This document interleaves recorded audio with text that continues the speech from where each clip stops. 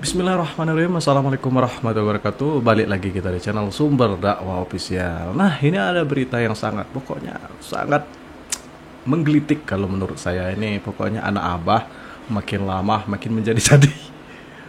Pokoknya ada aja pokoknya yang mereka lakukan demi untuk bikin gaduh lah kira-kira. Pokoknya kalau nggak gaduh mungkin nggak asik mungkin bagi mereka kan. Oke, ini kita akan melihat anak abah jubirnya Mas Anies. Lebih tepatnya jubirnya Mas Anies dipermalukan habis-habisan oleh komisioner KPU.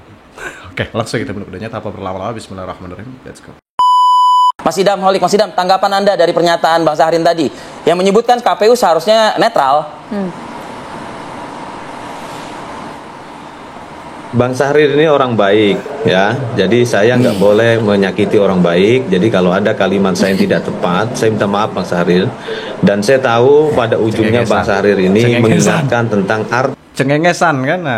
arti penting demokrasi, arti penting pilkada, arti penting suara ya. Dan nanti saya yakin Bang Syahrir ini akan mengingatkan tentang arti penting datang ke TPS. Itu keyakinan saya, dan menggunakan hak pilih dengan tepat. Anda yakin itu, Mas Idam? Makasih Bang Syahrir udah coba menjadi pemantik diskusi ya tentang arti penting suara.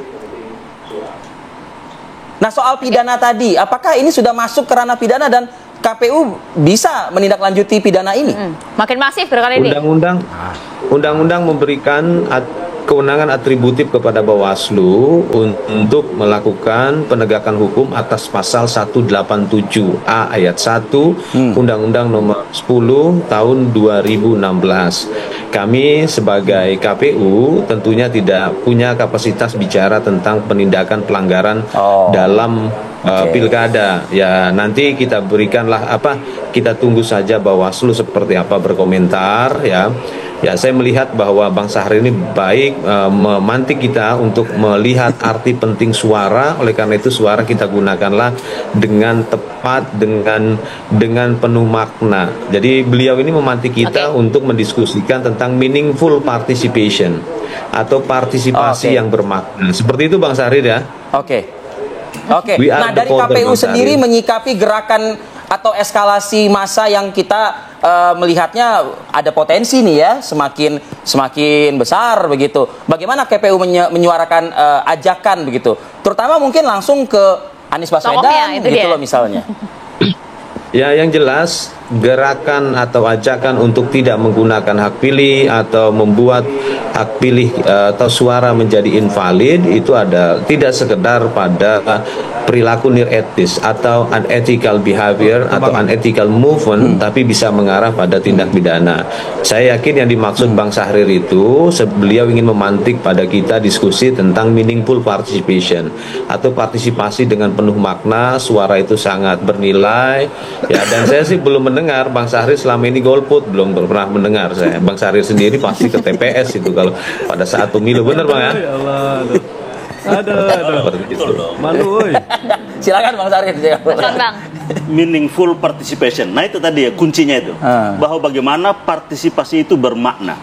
Kan warga ini kan punya harapan-harapan. Harapan-harapan itu terrefleksi dalam bentuk partisipasi. Politik itu adalah kontestasi untuk memilih yang terbaik, gitu kan? Nah, sehingga tentunya memang betul bahwa ketika semua pilihan yang ada, ya harus dipilih yang kalaupun tidak ada yang terbaik, yang paling kecil mudaratnya, kan begitu hukumnya itu kan. Nah, untuk itu maka semua ini kan ada tahapan-tahapannya, ada fase-fasenya. Nah, saat ini kan kandidat juga belum masa kampanye, jadi kan tidak patut juga mengkampanyekan siapapun. Yang kedua, paling tidak maksudnya maksudnya si Bang Idam adalah paling tidak Anies Baswedan menyuarakan untuk masyarakat berpartisipasi. Oh, udah pasti. Gitu. Ini kan harus akan tidak seperti itu. Pasti harus berpartisipasi. Semua warga masyarakat dengan hak memilih harus melakukan hak itu. Karena kalau tidak memilih yang terbaik, maka yang jahat yang akan terpilih, kan begitu. Nah, untuk memilih itu, dengan cara yang benar artinya jangan kemudian suaranya nggak sah. Enggak dong. Kan harus sah. Nah, untuk harus sah kan berarti kan ada pilihan-pilihan yang tepat. Nah, tentunya siapa pilihan yang tepat? Nah, inilah yang harus ada jelas kriteria-kriteria untuk memilih yang tepat. Nah, jadi kami melihat bahwa justru tahap ini itu adalah tahapan di mana para calon meyakinkan kepada warga bahwa apa yang telah dilakukan oleh Anies, mereka memiliki komitmen dan memastikan bahwa itu akan dilaksanakan. Nah, kalau itu bisa terjawab, kami sangat yakin bahwa itu akan menjadi bagian dari jembatan. Dan seorang Anies Baswedan tentu akan menjadi tokoh negarawan yang akan mengajak kan tentunya kan? Oh ya, Anies Baswedan tidak akan menghimbau atau mengajak untuk golput, itu satu. Tapi mengajak untuk memilih salah satu pasangan calon mungkin tidak? Ya, Anies Baswedan kan punya pikiran-pikiran, punya gagasan-gagasan terhadap siapa calon yang terbaik. Untuk mendapatkan calon yang terbaik, yang saat ini ada kan 3. Nah, di antara 3 ini, mana kira-kira yang dianggap, yang dilihat, memiliki komitmen untuk melaksanakan berarti apa nanti saja pada saat sesi debat kandidat calon gubernur, panelisnya Anies Baswedan.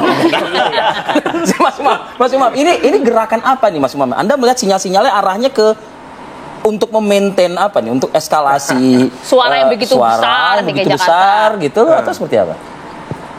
Memang cukup beragam ya. Kalau misal kemudian ini dilakukan, ya sebenarnya begini, meaningful participation itu juga mensyaratkan adanya meaningful aspiration. Nah, meaningful aspiration itu yang kemudian juga harus dicerna bahwa dalam proses politik itu juga seharusnya tidak memfait accompli masyarakat, memfait accompli para pemilih. Nah, maka kalau misal kemudian ada gerakan semacam ini, bisa saja ini sebagai sebuah simbol ketidakpercayaan publik terhadap proses politik yang terjadi. Karena ini basisnya adalah trust terhadap penyelenggara pemilu dan trust terhadap penyelenggaraan pemilu. Nah, kalau misal kita cermati, itu apa sih inginnya itu? Nah, salah satu yang dikampanyekan itu kan mencoblos semua pasangan calon. Kenapa? Karena itu sebagai sebuah upaya untuk menghilangkan potensi-potensi penyalahgunaan surat suara yang kalau misal tidak mencoblos, golput nggak datang ke TPS, itu surat suara kosong bisa dimainkan oleh kekuatan-kekuatan tertentu. Nah, maka kemudian ini bisa dimaknai sebagai sebuah upaya barangkali simbol perlawanan, tetapi lagi-lagi apakah ini akan menghasilkan meaningful election atau tidak? Kalau misal ternyata tidak, kan goalnya kan adalah election yang berkualitas gitu loh. Election yang berkualitas. Nah, oleh karena itu yang bisa dilakukan ya memang ada baiknya suatu saat Mas Anies memberikan statement itu harus banget terkait dengan positioning seperti apa, termasuk tadi ide gagasan mana yang memiliki kedekatan lebih kuat dan asosiatifnya tadi ya lebih dekat dengan yang mana, maka itu kemudian bisa memberikan arah dalam konteks memberikan dukungan kepada salah satu kandidat yang sah. Dan Anda melihat ujungnya akan seperti itu, Mas? Bisa saja seperti itu, barangkali kalau misal tadi Bang Sahrin nyampaikan, wah ini bagian dari upaya untuk memaintain saham politik itu dia. Karena bagaimanapun juga ya diakui bahwa Mas Anies punya basis pemilih loyal dan kemudian dengan tidak hadirnya Mas Anies dalam proses kontestasi juga menjadi sebuah catatan tersendiri. Maka dalam konteks ini ya barangkali ini bagian dari upaya untuk negosiasi dan membuat seorang Anies Baswedan tetap relevan dalam tanda kutip dalam proses kontestasi tanpa namanya. Itu yang membuat hingga saat ini Anies Baswedan belum bersuara dengan seruan ini, Mas? Begini, kita tahu bahwa politik ternyata untuk negosiasi. Kalau kita tahu bahwa proses sebelum masuk di pemilihan warga seperti yang ada saat ini, kan sebelumnya kan di partai politik. Dan di partai politik kan kita lihat bahwa terbangun sebuah tradisi baru, yaitu politik tanpa negosiasi. Iya kan? Di elit ini. Ini saya punya calon, kebijakannya harus ikut ini. Kalau nggak ikut, ya udah minggir. Nah, justru ini tahapan ini harus mulai dibangun politik dengan negosiasi, mungkin musyawarah. Ya kan? Ada perbincangan di antara semua. Harus diakui bahwa biar bagaimanapun Anies memiliki ketokohan yang cukup kuat di Jakarta ini. Nah, untuk bisa meyakinkan itu, nah itu tadi. Satu, terhadap warga. Yang kedua, ada juga komunikasi yang harus dibangun di antara tokoh-tokoh ini. Nah, sehingga apa? Sehingga apa yang menjadi harapan warga, itu juga mereka melihat bahwa ini ada jaminan bahwa ini apa yang menjadi dirasakan oleh kita sebagai warga di Jakarta, warga yang lemah ini, nah ini ada yang bisa menjadi faktor yang berkuat. Yang kedua, bagi penyelenggara pemilu, nah ini juga menjadi tantangan tersendiri untuk membangun pemilu yang berkualitas. Nah, dan yang ketiga adalah bagi DPR dan juga para pengamat, dan para peneliti Kena juga ini juga harus melihat bahwa ada aspirasi yang tidak mampu diserap oleh calon-calon yang ada. Nah, di mana menyalurkan aspirasi ini gitu. Itu. Ini himbauan kepada pengamat.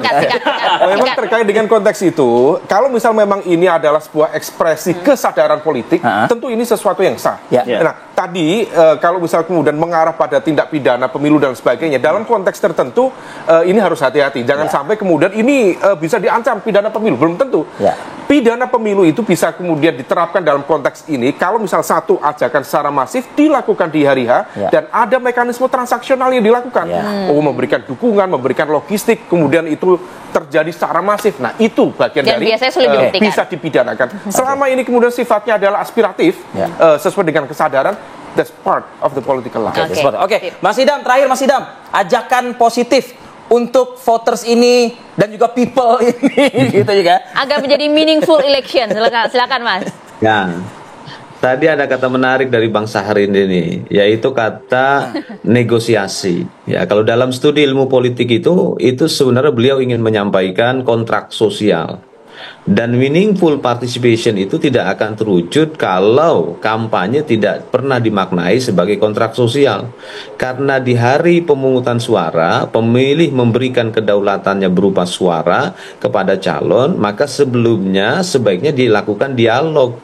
Jika misalkan Anda terpilih menjadi kepala daerah atau wakil kepala daerah, program pembangunan apa yang bisa diperjuangkan?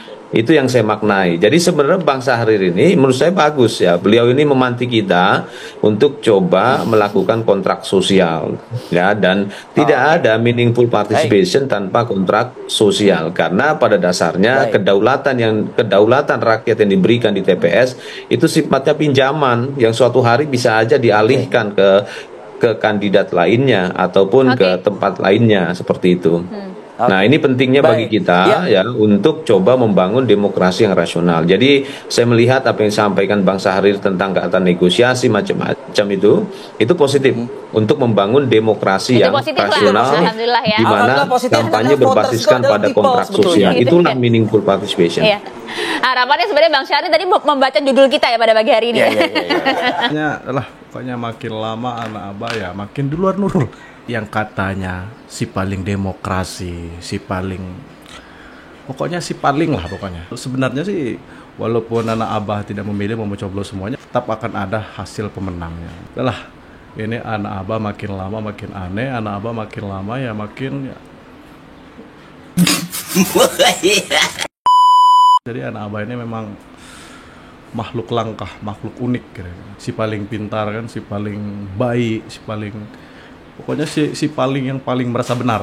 Itulah anak abah, jadi ciri anak abah. Padahal tingkah laku mereka sendiri tidak mencerminkan dengan apa yang mereka katakan. Nah, saya akhiri, tetap jaga persatuan Indonesia, datang ke TPS dengan riang gembira, dan tentunya tetap jaga persatuan Indonesia. Jangan mau terpecah belah, jangan mau diadu domba, jangan mau termakan omon-omon anak abah. Wabillahi taufiq wal hidayah. Wassalamualaikum warahmatullahi wabarakatuh.